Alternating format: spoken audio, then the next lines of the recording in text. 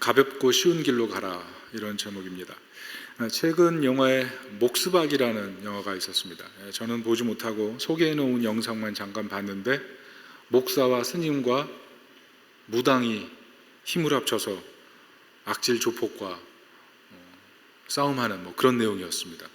아멘 하면서 막 때리고 목탁 두드리면서 막 욕하고, 형사가 약간 확 돌아가지고 막 이렇게 막 사람 속을 알아맞히고 이런 내용이었어요.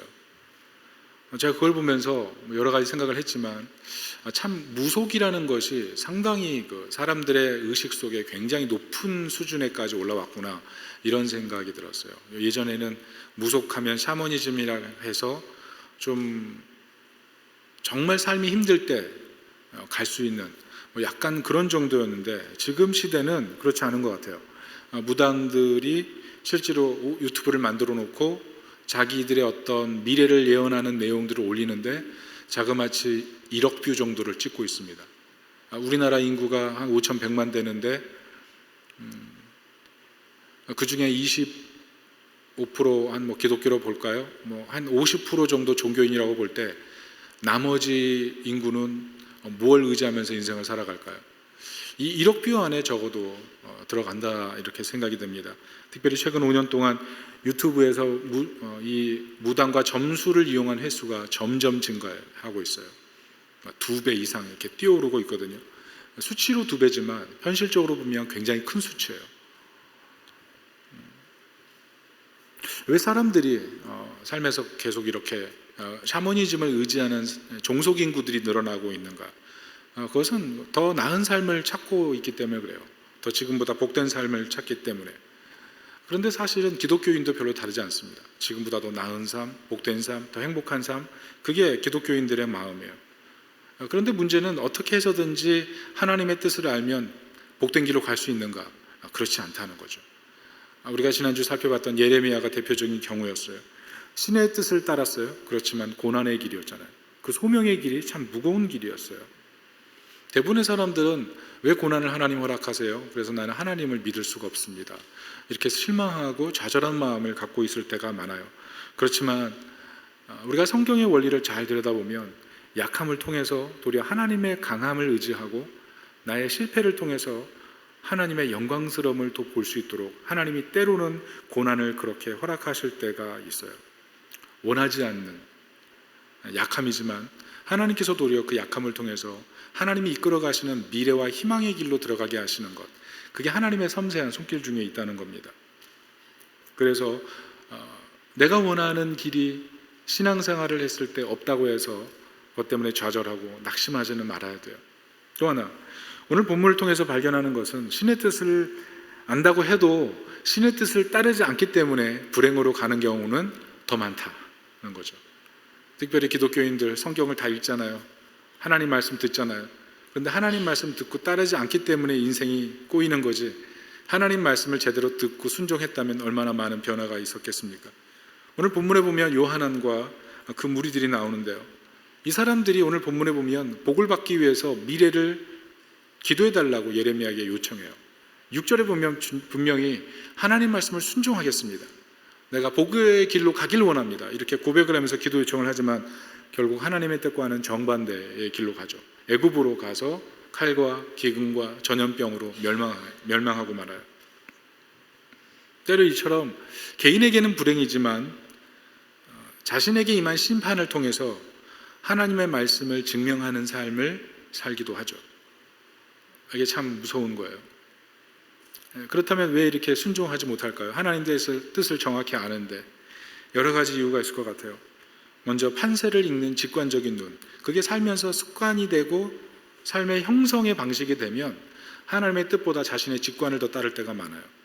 생존형으로 살았던 사람, 너무 삶이 힘들었기 때문에 살아내야만 하는 그런 삶을 살았던 사람에게는 하나님 말씀보다 생존형, 그 삶을 선택할 가능성이 더 많다는 겁니다.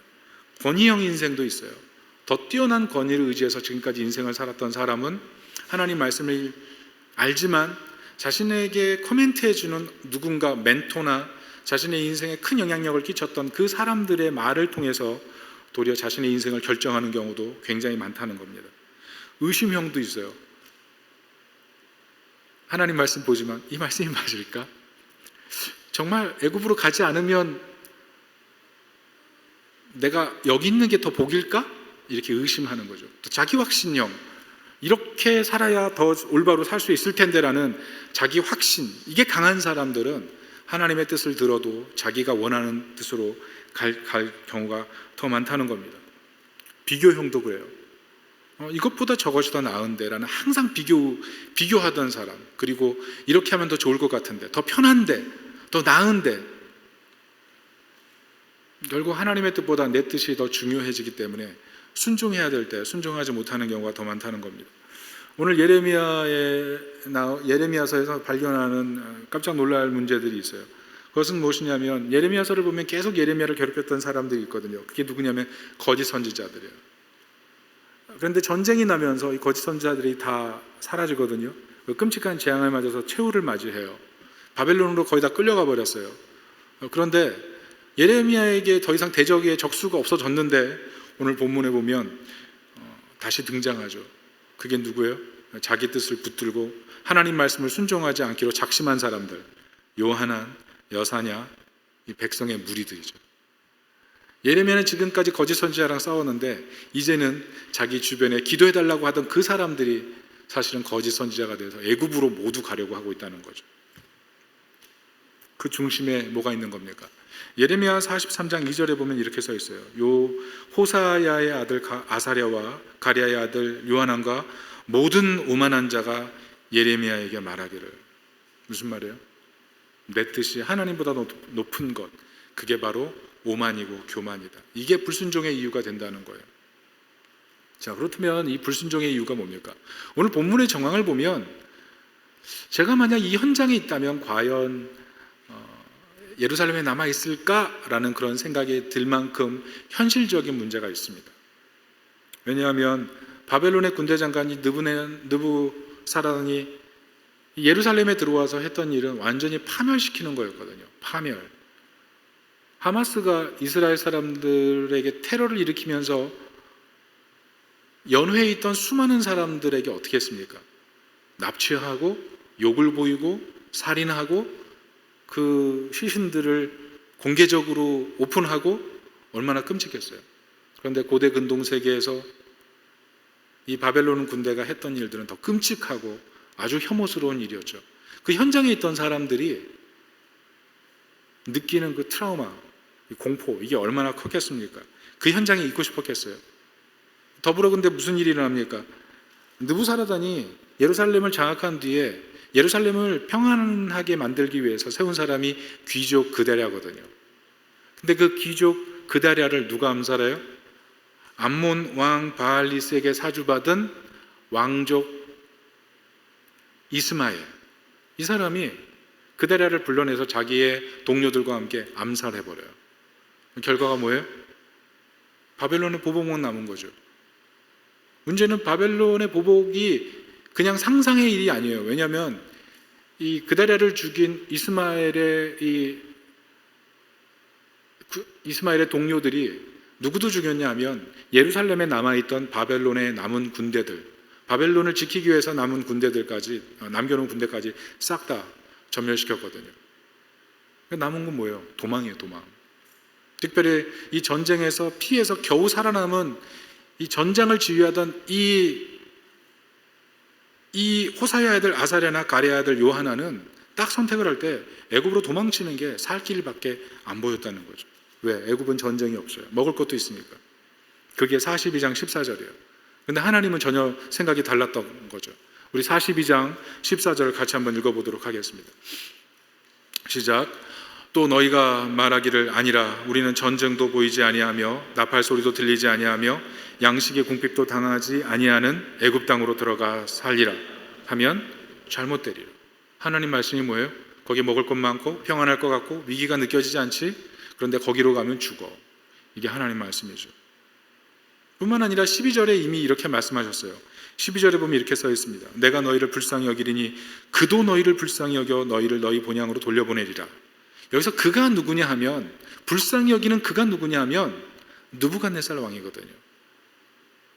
역사적으로 바벨론이 예루살렘을 침공해서 예루살렘을 완전히 점령시켰지만 이 바벨론의 왕들 그리고 바벨론의 대를 이은 이 페르시아의 왕들은 하나같이 예루살렘의 굉장히 호의적인 왕들이었어요.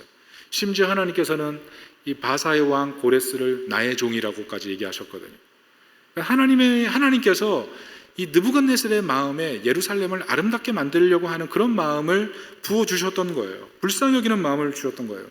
그러나 이 사람들은 그게 안 보이는 거죠. 현실만 보이는 거예요. 현실만. 여러분, 제가 만약 여러분에게 애굽으로 가지 마세요, 가령 이렇게 할까요? 지금 당장 로또 복권을 사면 적어도 100만 원짜리가 다 당첨받는 복권 장소가 있는데 여러분에게 제가 얘기하는 겁니다. 그 복권 절대로 사지 마세요, 그렇게 얘기하는 겁니다. 그럼 여러분들 뭐라 그럴까요? 아멘 하고 가겠죠? 아멘 하고 분명히 갈 거예요. 근데 당시가 그랬다는 거예요. 애굽으로 가는 거, 먹을 거 있고 전쟁을 해도 바벨론과 싸워서 이길 만큼의 힘이 있다고 생각됐기 때문에 애굽으로 간 게 당연한 거죠. 그런데 그것을 향해서 하나님께서 예레미야 42장 20절 22절 다르게 얘기하십니다. 같이 한번 합독해 보겠습니다. 20절입니다. 제가 먼저 읽습니다. 너희가 나를 너희 하나님 여호와께 보내며 이르기를 우리를 위하여 우리 하나님 여호와께 기도하고 우리 하나님 여호와께서 말씀하신 대로 우리에게 전하라. 우리가 그대로 행하리라 하여 너희 마음을 속였느니라.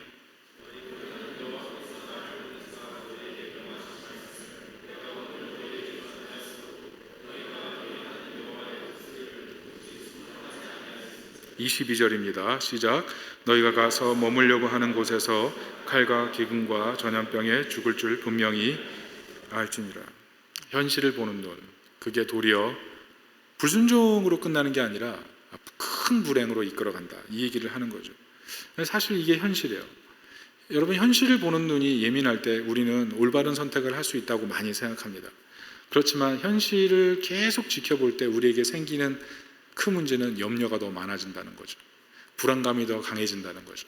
그래서 쉽게 화가 나고 쉽게 짜증이 난다는 거죠.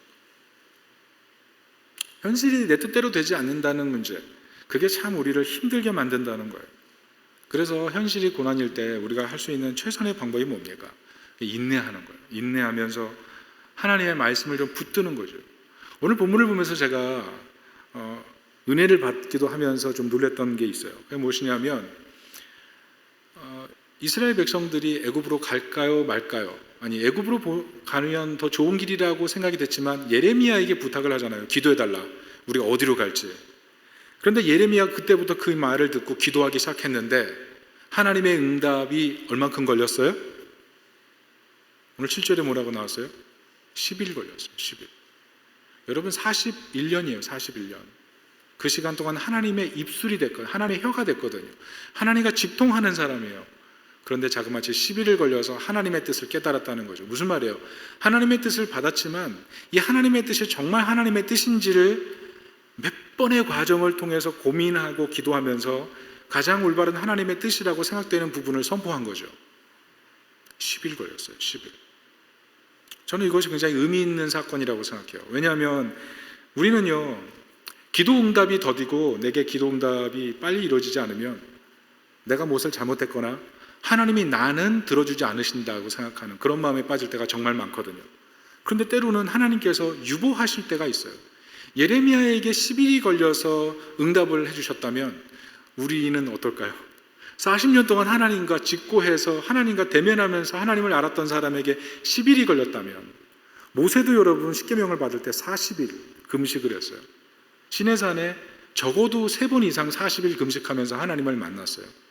그런데도 모세가 변화되지 않았어요. 잘 쉽게 낙심했고 쉽게 교만했고 쉽게 불평했고, 그게 모세였잖아요. 그런데 우리는 예레미야가 아닌데 항상 신속히 결정을 하나님이 해주시기를 원하고 기다리질 않아요. 그리고 내가 먼저 결정한 뒤에 하나님이 대답해 주지 않으셔서 내가 먼저 이렇게 했습니다라고 항상 우리는 얘기할 때가 많죠. 우리는 예레미야에게 더디 응답하시는 하나님을 보면서 우리 인생의 문제에서 기다리지 말아야 될 이유가 없다는 것을 우리가 발견할 필요가 있습니다. 신속하게 모든 응답이 빨리 오고 신속하게 해결되는 것이 반드시 좋은 결과가 아니라는 거예요. 도리어 기다리고 인내하고 그 상황 속에서 하나님 의지하고 하나님 나에게 이 상황을 견딜 수 있는 힘을 주십시오. 아무것도 없는 상황에서 버틸 수 있는 힘, 그 인내를 통해서 하나님과 교제하는 그 상황, 그 시간이 도리어 더 귀하다는 거죠. 결국 우리는 우리 생각에 현실적인 판단력이 작용하지 않는 그 상황을 보면 우리는 나도 모르게 불순종하게 돼 있어요. 불순종을 관용해요. 마치 술 먹는 사람이 술 먹는 사람을 잘 이해하고, 담배 피는 사람이 담배 피는 사람 잘 이해하고, 그리고 신호등 무시하는 사람이 운전규칙 무시하는 사람, 저 사람 이해하고 그러는 것과 똑같은 거죠. 근데 뭡니까? 악순환이죠, 악순환. 현실적인 판단력이 굉장히 좋은 것이 우리에게 도움이 되는 게 맞아요. 그렇지만 우리 삶을 정말 하나님과 멀어지게 만드는 악순환으로 만들 수 있다는 것, 그것을 기억하라는 겁니다. 왜? 결국 우리 안에 뿌리 깊은 자기중심성이 있는 거예요. 내가 더 옳다, 내가 더 옳다. 오늘 정말 안타까운 게 뭔지 아시죠? 하나님께 물었잖아요. 어디로 가야 됩니까? 물었잖아요. 그런데 결국은 자기 뜻대로 하잖아요. 누가 있어요? 예레미야가 있잖아요. 모두 다 예루살렘에 기근과 전쟁이 없을 거라고 예언했지만 40년 동안 줄기차게 이게 하나님의 뜻이라고 얘기했던 그 예레미야 선지자의 예언이 지금 코앞에서 다 이루어졌다고요. 그런데 안 듣잖아요. 이것이 바로 죄의 문제예요. 순종을 실패하게 하고 참 인도자가 있어도 따르지 않게 만드는 힘, 이 죄의 문제, 현실을 바라보는 눈, 이게 문제라는 거죠. 결국 현실적인 선택이 어떻게 해요? 우리는 분명히 현실적인 선택을 하면 가볍고 좋은 길로 가게 될 거라고 생각해요. 그런데 현실적인 선택을 했는데 여전히 무거워요. 여전히 삶은 어려워요. 이게 우리가 현실에서 당면하는 문제인 거죠. 어떻게 하면 정말 우리는 가볍고 쉬운 길로 갈 수 있을까요? 어떻게 하면 그 길로 갈 수 있을까요?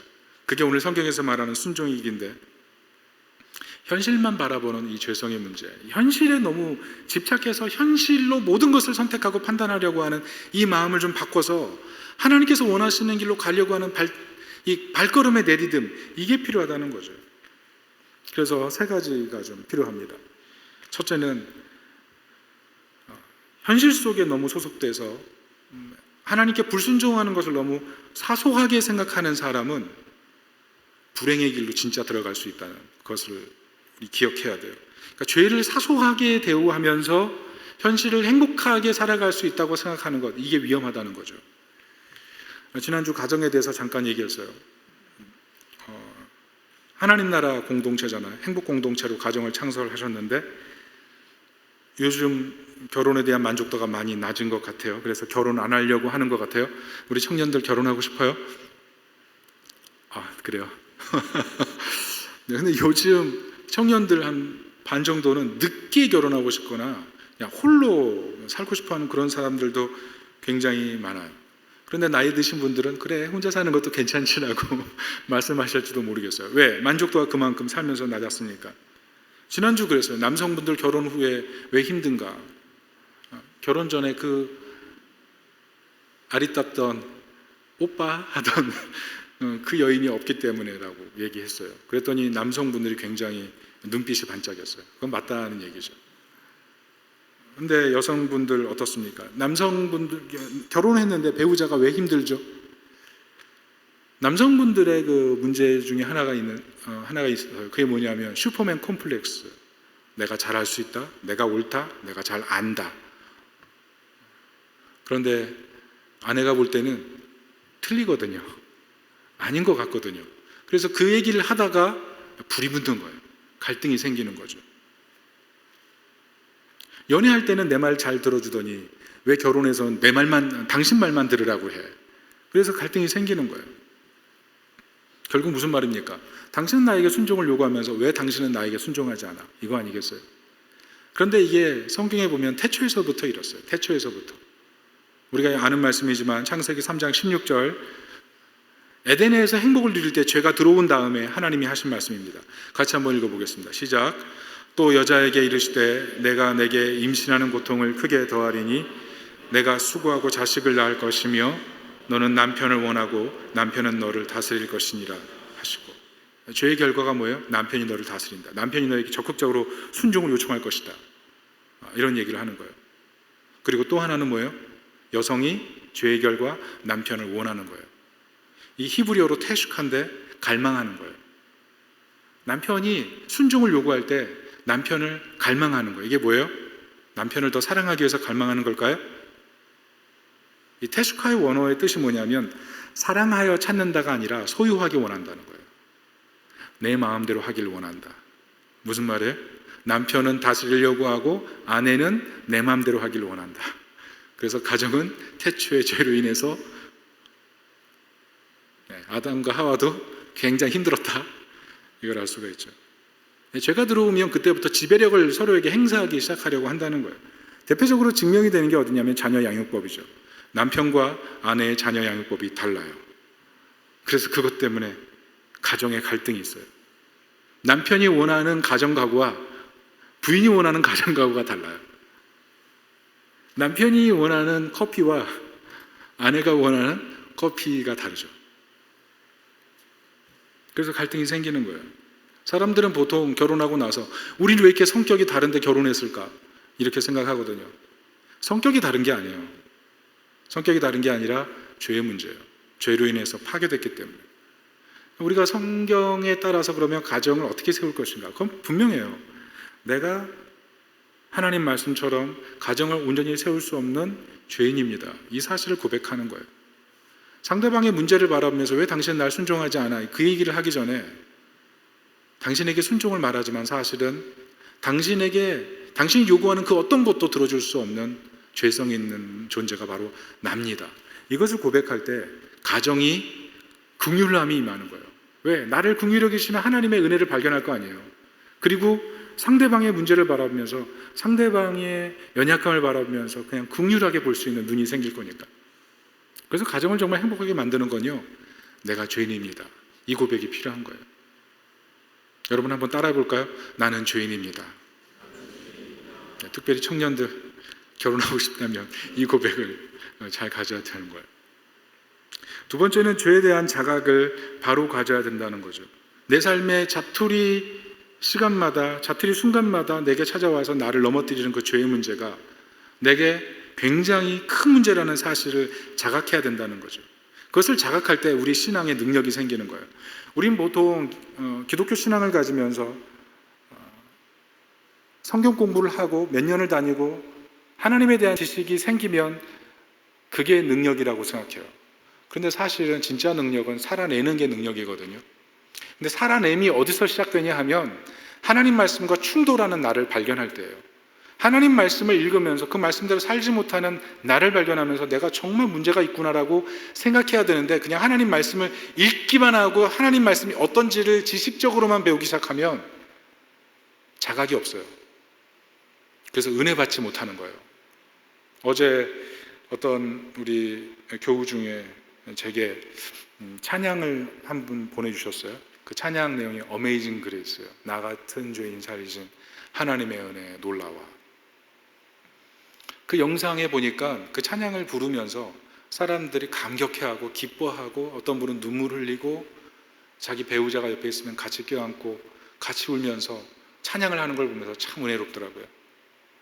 이 찬양 가사를 만든 사람이 존 뉴턴이라는 노예선 선장이잖아요. 하나님을 만나고 이게 얼마나 죄악된 일인지 깨닫고 그것을 내려놓고 목사로 남은 인생을 살았는데 깨달은 거죠. 나 같은 죄인이 예수 믿은 것이 기적입니다. 나 같은 죄인이 교회에 들어온 것이 기적입니다. 나 같은 죄인이 처음 예수님을 만난 그 시간이 기적입니다.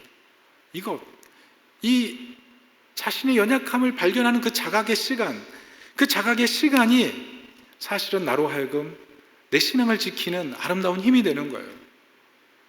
우리는 죄를 자각하는 것을 부끄럽게 생각하는데 그래서 죄를 자각하면서 나는 실패한 사람이라고 느껴가지고 죄가 혐오스러워서 죄를 짓기 싫어하는데 사실은 죄의 자각을 느낄 때 우리는 이런 죄임에도 불구하고 나를 구원해 주신 하나님의 사랑이 너무 크군요.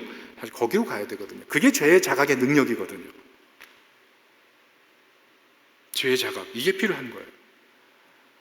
세 번째는 허공에서 변화가 일어나지 않는다는 거예요. 현실에서 변화가 일어나도록 현실의 변화를 선택해야 된다는 거죠. 여러분, 세상은 죄의 문제를 어떻게 얘기하냐면 순응해라고 얘기해요. 왜냐하면 살아보니까 안 되거든요. 못 이기거든요. 욕심 못 이겨요. 유혹 못 이겨요. 그러니까 어른들이 어떻게 가르치냐면은 그래 한번 해봐 라고 얘기해요. 그래서 실패해보고 그 다음에 그거 안 좋은 거 알아, 이렇게 얘기를 해야 돼요. 이렇게 얘기를 해요. 보통 그렇게 다 얘기하잖아요. 안 그런가요? 어차피 죄가 그런 거야. 그러니까 한번 빠졌다가 건져 나오는 것도 괜찮아. 그렇게 가르치는 경우도 굉장히 많죠. 물론 그게 뭐 다 옳은 길은 아니지만 그만큼 죄의 힘이 강하니까 그렇게 행동할 때가 많아요. 그리고 이 세상에 있는 사람들은 어떻게 얘기를 하냐 하면, 여기 뭐 비그리스도인도 있을 테니까 그렇게 이렇게 말하면 좀 섭섭하겠지만, 믿음의 길 가는 사람들을 보면 때로 비방하거든요. 왜 비방하냐 하면, 너도 못 사는데 무슨 믿음 생활해? 너도 믿음대로 못 살잖아. 왜 전도하고 있어? 너도 믿음대로 못 살잖아. 왜 근데 교회 다녀? 너 가짜 아니야? 이런 식으로 평가를 받거든요. 그래서 사실 믿는 사람으로서 자괴감을 느낄 때가 굉장히 많은 거예요. 여러분, 믿는 사람도 명품 좋아해요. 그렇잖아요. 믿는 사람도 화나요. 앞차 갑자기 끼어들어가지고 훅 들어오면 화 안 나는 사람 있어요?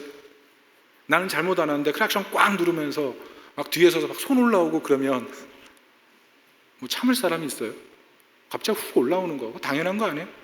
그런데 그럼에도 불구하고 많은 사람들이 이 당연한 것인데 이것을 신앙의 실패로 여겨서 내가 오늘도 이 모양 이 꼴이구나 생각하면서 굉장히 자괴감을 느끼는 경우가 많다는 거죠. 근데 우리가 분명히 알아야 되는 게 무엇이냐면, 어떤 사람도 하나님을 경외해도 부패한 마음까지 완전히 청소할 수는 없다는 거예요. 그것을 우리가 좀 받아들여야 돼요. 그래서 끊임없이 현실에서 영적인 싸움이 필요하다는 겁니다. 영적인 싸움. 허공 속에 변화가 없는 거예요. 두 가지가 필요해요. 첫째는 하나님을 찾고 늘 회개하는 삶이 반복돼야 된다는 겁니다. 형식적인 회개가 아니라 진심 어린 회개가 필요하다는 거죠. 어떤 분은 그래요. 목사님, 나는 믿음이 자라지 않는 것 같아요. 믿음이 자라지 않는 것 같아요. 그런데 잘 생각해 보세요. 나는 정말 하나님을 찾고 있는가? 하나님을 찾지 않고 하나님을 만날 수는 없어요. 그렇잖아요. 우리가 부모를 찾을 때 부모를 만날 수가 있잖아요. 친구를 찾을 때 친구를 찾을 수 있잖아요. 그런 것처럼 하나님, 온 우주의 창조자이신 하나님이 계신데 그분을 향해서 우리가 믿음 생활을 하는데 그분을 찾지 않는다는 건 내 믿음을 그냥 방치하는 것과 똑같은 거예요. C.S. 루이스가 그런 얘기를 했어요. 태양빛이 아무리 뜨겁게 내리쬐도 내 창문이 더러우면 태양빛이 감소될 수밖에 없다. 하나님의 은혜가 아무리 내게 강렬하게 내리쬐도 내 창문이 더러우면 청소를 해야 된다는 거죠. 하나님을 찾고 내 안에 문제가 뭔지를 생각하고 하나님께 회개하며 나가는 그런 과정이 우리로 하여금 결국 죄를 벗어나게 하고 현실의 변화를 일으킨다는 거죠. 현실만 바라보는 우리의 문제를 놓고 하나님 앞에 끊임없이, 하나님, 나로 하여금 믿음의 선택을 좀 할 수 있게 도와주세요. 그런 기도가 필요하다는 거예요. 그리고 또 하나는 말씀을 중요하게 대우하라는 겁니다. 자, 시편 119편 37절 39절인데요. 여러분 같이 한번 읽어보도록 하겠습니다. 시작. 내 눈을 돌이켜 허탄한 것을 보지 말게 하시고 주의 도에 나를 소성케 하소서. 주를 경외하는 주의 말씀을 주의 종에게 세우소서. 나의 두려워하는 회방을 내게서 떠나게 하소서. 주의 규례는 선하심입니다. 무슨 말이에요? 내 삶에 현실적인 선택을 할 수밖에 만드는 삶의 여러 회방들이 존재한다는 거예요. 여러 회방들. 대표적으로 요즘 우리가 자주 쓰는 핸드폰 어때요? 핸드폰 때문에 일어나는 많은 문제들이 있어요. 핸드폰 열심히 보다가 예배 시간 졸 수 있어요. 핸드폰에 있는 내용들을 너무 보고 싶어서 예배 시간에 집중하지 못할 수 있죠. 온라인으로 진행되는 모든 다양한 정보가 때로는 예배드림보다 더 좋아서 핸드폰이 하나님보다 더 사랑스러울 때가 있잖아요. 그래서 예배드리면서 핸드폰 보는 분들 굉장히 많아요. 심지어 어떤 분은 핸드폰으로 모든 것을 치르다가 나중에 예배까지 온라인으로 핸드폰으로 보잖아요. 나올 수 있는데 핸드폰이 참 문제예요. 요즘 미국에서 콰이어트 존이라는 책이 나왔어요. 이 콰이어트 존이 뭐냐면 사람들이 온라인으로 너무 살아가니까 현실이 불행하다는 거예요. 현실이 불행하다. 여러분, 하루에 성인들이 핸드폰을 몇 번 만지는지 아세요? 2600번을 만진대요. 2600번. 엄청난 숫자죠. 2600번. 삶을 지배하고 있는 거예요. 여행 갈 때 여러분 밖을 내다보십니까? 핸드폰을 보십니까? 사람을 만날 때 사람에게 집중하니까 합니까? 아니면 핸드폰을 가끔 보십니까? 어떻게 보면 우리 영혼을 강탈하고 있는 것, 그 핸드폰이거든요. 어떻게 보면 이런 삶을 좀 내려놓고 콰이어트 존을 만들어서 하나님과 교제하는 게 필요한데 문제가 있다는 거죠. 그래서 미국 사람들이 요즘 한 280만 명 정도가 스마트폰을 버리고 폴더폰으로 돌아갔대요. 요즘 하고 있는 운동이 뭐냐면 스마트폰 프리 차일드, 어린이에게서 핸드폰을 좀 자유하게 하자. 아이들에게 핸드폰을 주지 않는다. 왜? 지능 발달, 감성 지수, 개발을 위해서 도리어 스마트폰 없는 것이 인간에게 훨씬 낫다는 것을 벌써 과학적으로 증명되어 나오기 때문에 그 콰이어트 존이라는 책을 쓴 거예요. 우리에게도 필요하다는 거죠. 정말 하나님과의 관계가 회복되기를 원하면 우리 삶에서 하나님과의 관계를 회방시키는 그런 부분들을 좀 제거하고 콰이어트 존을 좀 만들자는 거죠. 어떤 분은 이럴 수도 있어요. 목사님, 우리 교회 성경 읽기 하는데 목사님, 성경 읽기가 짐 같아요. 이거 율법이 된 것 같아요. 이거 안 하면 안 돼요? 요즘 좀 쉴까 생각해요. 많은 분들이 못 따라오고 있는 것 같아요. 그래서 한 주 정도 쉴까 이런 생각을 하고 있는데, 그런데 말씀이 뭐예요? 말씀을 읽으면 사실 이게 부담이 되거든요. 왜냐하면 말씀을 읽으면서 내가 못 지키는 거 깨달아지거든요. 그리고 읽어야 된다는 그 부담감이 나를 힘들게 만들 수도 있거든요. 그런데 말씀을 읽는 동안 인생의 짐을 벗을 능력이 생기죠. 그래서 말씀을 읽으면서 이게 하나님의 뜻대로 살아야 된다는, 하나님 말씀을 읽어야 된다는 부담이 있지만 결국 우리 인생의 멍에를 벗게 만드는 엄청난 능력이 말씀에 있는 거예요. 그래서 콰이어트 존이 필요한 거예요. 말씀을 읽으면서 현실적으로 우리의 삶에 하나님의 뜻대로 살려고 하는 그런 몸부림, 그게 필요해요. 대표적인 인물이 누구냐 하면 오늘 본문에 예레미야 곁에 있는 바룩이에요. 바룩. 43장에 좀 더 구체적으로 나오는데 이게 43장부터 42장, 43장, 그리고 45장 이게 한 세트예요. 근데 바룩이 나오는데 예레미야 43장 3절을 보면 예레미야 곁에 있는 바룩을 헐뜯어요. 왜 헐뜯냐면 예레미야가 애굽으로 가지 말라고 얘기를 했을 때 사람들이 뭐라고 얘기하냐면 바룩 네가 옆에 있어서 무슨 예레미야에게 어떤 말 했지? 애굽으로 가지 말라고 얘기한 거지? 그러면서 바룩을 막 핀잔하고 조롱하거든요. 이 바룩이 누구냐면 41년 동안 예언할 때 예레미야 곁에서 예레미야의 그 말씀을 적고 그리고 예레미야가 선포하지 못할 때는 그 말씀을 들고 나가서 사람들에게 낭독해 줬던 사람이 바로 바룩이에요. 바룩은 영적으로 굉장히 신령한 사람이었던 것 같아요. 그래서 예루살렘에 대전쟁이 일어났음에도 불구하고 예레미야를 떠나지 않고 끝까지 붙어 있었어요. 그런데 이런 바룩을 보면서 하나님이 예레미야 45장 5절에 이렇게 말씀하시거든요. 이게 참 중요한 말씀이에요. 같이 한번 읽어볼게요. 시작. 내가 너를 위하여 큰 일을 찾느냐? 그것을 찾지 말라. 보라, 내가 모든 육체에 재난을 내리리라. 그러나 내가 가는 모든 곳에서는 내가 너에게 내 생명을 노량물 주듯 하리라. 여호와의 말씀입니다. 이걸 언뜻 보면 이게 무슨 말인지 몰라요. 그런데 잘 들여다보면 이게 무슨 뜻인지 아세요? 바룩의 마음속에 어떤 마음이 있었냐면 왜 나는 예레미야 옆에 붙어서 성경만 말씀만 쓰고 있지? 예레미야처럼 하나님 말씀을 즉각 받아서 사람들에게 예언하는 그런 선지자 역할을 왜 난 하나님이 허락해 주지 않지? 왜 난 예레미야보다 위대하게 하나님 만들지 않으시는 거야? 라는 그런 비교의식이 있었다는 거죠. 그리고 예레미야 곁에 서서 예레미야와 똑같이 욕을 먹으면서 이 선지자 역할을 하는 이 절망의 자리가 지긋지긋했던 거죠. 무슨 말이에요? 어떻게 보면 이게 우리의 모습이 아닌가 싶어요. 우리도 다 지금보다 더 잘 살고 싶잖아요. 로우 레벨로 살고 싶지 않고 하이 레벨로 살고 싶잖아요. 늘 비교하게 되고 하나님 이게 뭡니까? 라는 그런 속마음이 있잖아요. 그런데 이 속마음을 하나님께서 너무 잘 아시고 오늘 바룩에게 찾아가셔서 뭐라 그러세요? 내가 네 마음 다 안다. 비교하고 예레미야보다 잘 쓰임받지 못하는 것 같아서 속상하지?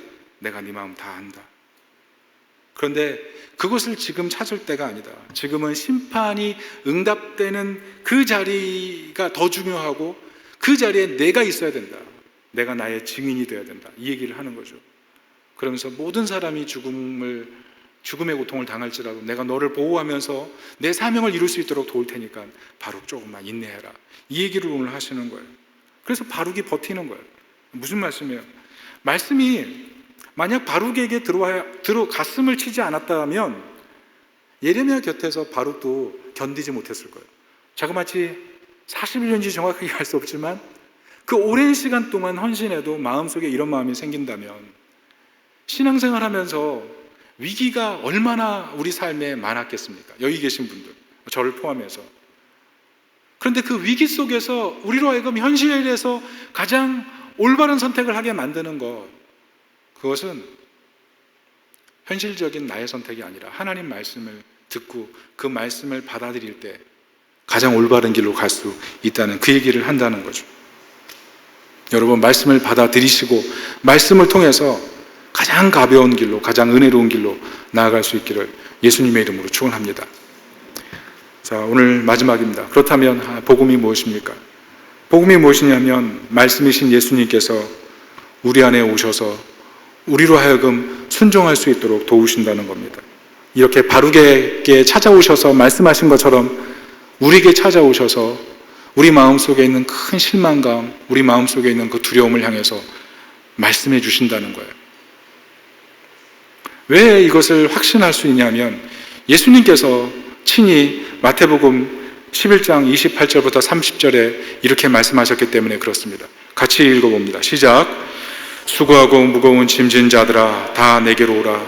내가 너희를 쉬게 하리라. 나는 마음이 온유하고 겸손하니 나의 멍에를 메고 내게 배우라. 그리하면 너희 마음이 쉼을 얻으리니 이는 내 멍에는 쉽고 내 짐은 가벼움이라 하시니라. 무슨 말이에요? 우리 인생이 어렵고 무거운 길이거든요. 근데 예수님께서 십자가에서 어떻게 하셨냐면 우리 전 인류가 짊어지고 있는 무거운 짐, 어려운 짐을 다 짊어지시고 우리에게 가볍게 쉽게 살 수 있는 길을 제시해 주셨다는 거예요. 그 길이 무엇이냐면 예수 그리스도를 영접하고 특별히 29절 뭐라 그래요? 나의 멍에를 메고 내게 배우라. 예수님이 온 인류를 위해서 우리를 구원하기 위해서 죽으신 그 십자가를 지시고 우리를 구원하신 그 사랑을 생각하면서 그것을 믿으면서 그 멍에를 메고 예수님께서 우리에게 찾아오셔서 말씀하시는 그 말씀을 들으면서 인생의 어려움을 이겨내라는 그 얘기를 하는 거예요. 왜냐하면 현실적인 우리 선택을 하고 싶은 충동을 우리가 억제를 못 하거든요. 대표적인 게 사랑 아니에요? 여러분, 나를 순종하지 않는 사람 사랑할 수 있어요? 당장 가정에서 나를 섬기지 않는 사람을 사랑하는 게 쉬워요? 직장에서 나보다 잘하는 사람 사랑하기 쉬워요? 경쟁관계에서 나보다 못하는 사람 받아들이기 쉬워요? 나는 잘하고 있는데 그 사람 때문에 안 돼버리면. 여러분, 현실에서는요, 사실 현실적인 선택을 하면 아무것도 못해요. 아무것도. 그런데 우리는 항상 현실적인 선택을 하면서 그게 우리 인생을 더 가볍게 만들 거라고 생각하지만 사실은 나중에 돌아보면 그게 진짜 무거운 길이에요. 진짜 어렵게 살아가는 길이에요. 예수님께서 보여주신 방법은 너무 쉬운 거예요. 하나님을 끝까지 의존하셨던 그 예수 그리스도, 우리 인류의 모든 짐을 지셨던 그 예수 그리스도, 그분이 내 인생의 나머지 인생의 짐도 지신다는 그 믿음을 가지고 그 멍에를 지고 예수님께서 내게 하시는 말씀을 들으면서 살아가려고 하는 삶의 방식, 그게 최고의 삶의 방식이라는 거예요. 그게 우리 인생을 정말 가볍게 쉽게 만든다는 거예요. 왜요? 사랑할 수 없는데 나를 사랑하셔서 죽으신 예수님의 십자가를 바라볼 때, 그 십자가를 바라볼 때 사랑할 수 있거든요. 내 힘으로는 순종이 안 돼요. 그런데 나를 위해 죽으신 예수님의 십자가를 바라볼 때 종이 되어 하나님의 뜻을 따라 죽으신 예수 그리스도를 바라볼 때 나도 종의 길을 선택하게 되거든요. 그 길이 쉽거든요. 그때 쉬워지거든요. 그래서 예수님을 믿는다는 것은 단순히 믿음을 가진다는 것을 넘어서 절대적인 순종의 길로 들어가는 가장 좋은 방법이에요. 예수님을 믿는 것, 십자가 지신 예수님 바라보는 것, 그게 최고의 방법이에요. 어떤 드라마를 봤어요. 드라마 제목이 생각이 안 나요. 릴스예요, 릴스. 저 드라마 다 볼 시간이 없습니다. 제목이 기억이 안 나요. 제대로 안 봤기 때문에. 근데 내용은 그거였어요. 출장을 떠났어요. 어떤 여인이 막 일을 분주하게 진행합니다. 명령하고 회의하고. 그런데 같이 일하던 한 사람이, 현장에 있던 한 사람이 그런 얘기를 하는 거예요. 또 혹시 저 사람 아냐고. 지금 계속 일하는데 계속 우리를 따라다니는 한 사람이 있는데 저 사람 아시냐고. 그래서 고개를 확 돌려봐요. 누굴까요? 자기 남자친구예요. 그래서 불러가지고 물어봐죠. 왜 여기 따라왔어? 우리 주말에 만나기로 했잖아. 그랬더니 남친이 뭐라 그런지 아세요? 주말에 만나는 거는 너무 기다리기 힘들었어. 그래서 여기까지 따라온 거야. 그 여친이 그 얘기를 듣고 뒤로 휙 돌아요. 그러더니 어떻게 해요? 이렇게 만면에 미소를 띠고 너무 행복해하는 그런 내용이었어요. 이걸 보면서 이렇게 하면 가정이 행복해질 수 있겠다 이런 생각이 잠깐 들었는데요. 여러분, 그런데 예수님의 사랑이 그래요. 예수님은 한 번도 나를 잊은 적도 없고, 나를 찾아오지 않는 적도 없고, 나를 덜 사랑해 주는 적도 없고, 나를 향해서 가장 온전한 길, 가장 가벼운 길, 가장 쉬운 길을 가르쳐 주시기를 잊으신 적도 없어요. 늘 다가오셔서 내 곁에 계셔서, 내 안에 계셔서 말씀해 주시는 분, 그분이 바로 우리 주 예수 그리스도예요. 그래서 예수 그리스도를 믿고 예수 그리스도 안에 거하고 예수 그리스도에게 배우고 예수 그리스도를 믿는 것, 그게 우리 인생의 최고의 복이신 것을 믿으시기 바랍니다. 말씀의 결론을 맺습니다. 가볍고 쉬운 길 다 가려고 하는데 못 가죠. 왜냐하면 선택하는 순간 어렵고 무거워지니까. 그런데 그 길을 가는 방법 성경이 제시해 주고 있어요. 우리를 위해 못 박히신 예수 그리스도, 그분을 바라볼 때 그분 안에서 사랑이 나오고, 그분 안에서 진정한 순종이 나오고, 그분 안에서 진정한 헌신이 나와요. 그래서 내 인생을 예수님과 함께 살아가는 것이 최고의 순종의 길로 들어가는 방식이고, 내 삶을 정말 가볍게 만드는 최고의 길이에요. 여러분, 기독교는요, 구원의 문으로 진입되는 것으로 끝이 아니에요. 예수님과 함께 신앙의 여정을 떠나는 그 길이에요. 그 길을 살아가는 게 우리 기독교예요. 그 길을 누구 함께 가야 돼요? 우리 인생길 누구 함께 가야 돼요? 예수 그리스도. 그분을 바라볼 때 그 길이 최고의 복이고, 참된 복의 길인, 참된 은혜의 길인 것을 믿고 이 길을 선택할 수 있기를 예수님의 이름으로 축원합니다. 아멘. 우리 같이 한번 찬양하고 기도하겠습니다.